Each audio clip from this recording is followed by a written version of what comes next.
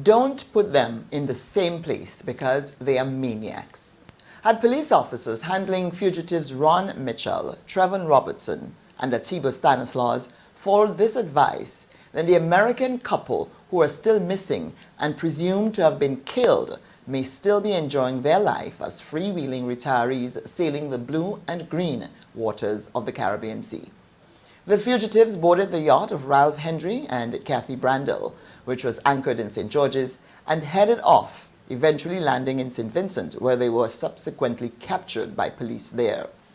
As the police continue an investigation in Grenada into how the three men charged with a slew of felony crimes escaped from a holding cell in GRENADA and St. George's, details are emerging that paints a picture of serious procedural breaches and quite possibly dereliction of duty.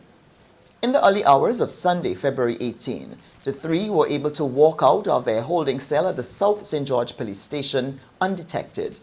The narrative is learning that at this hour that a skeleton deployment of police officers, inexperienced officers, and a defective cell enclosure all conspired to create the situation which Grenada has now found itself in with a huge black eye. At a news conference on Monday, Police Chief Don McKenzie and Assistant Police Chief Vannie Cowan offered very little by way of an explanation for the jailbreak. It has been more than a week and still there's no result of this investigation that's taking place. Commissioner McKenzie would say only that the cells in which the men were being held are safe and that if procedures were followed, then the escape ought not to have been possible. Here is what we at the narrative know so far.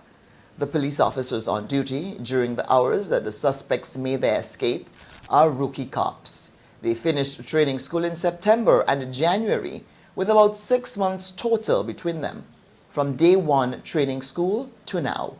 They are still in their probationary period and learning on the job. One of the two is just 21 years old. According to our information, at 11:45 there was a cell check and all three suspects were accounted for, and at midnight the most senior and ranked officer at the police station went off duty and was in the barracks area of the small police station. At 2:22 a.m., Atiba Stanislaus, one of the detainees, who it is alleged escaped custody last year, asked to use the washroom and was returned to the cell after.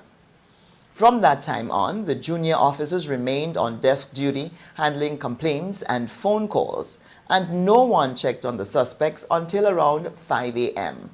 It was at that time that it was discovered that the three were not in their cells.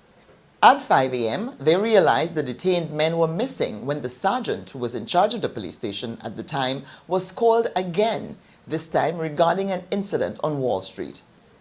At a police station where at least 40 officers are assigned, our information is that 11 officers were on sick leave and 7 on vacation at the time of the jailbreak. The trio had been at the South St. George Police Station for 4 days since their arrest on Thursday for a list of crimes covering robbery and rape. The million-dollar question is, how did they get out? Here's what we have learned so far.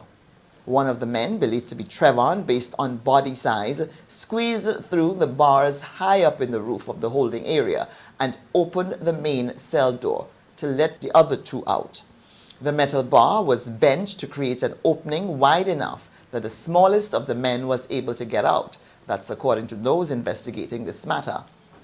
From there, the three are believed to have made their way to a back door at the police station and left the police station.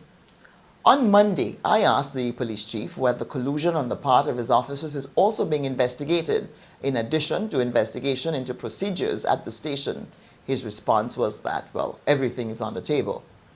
The commissioner also proclaimed more than once during Monday's news conference that the cells were secure.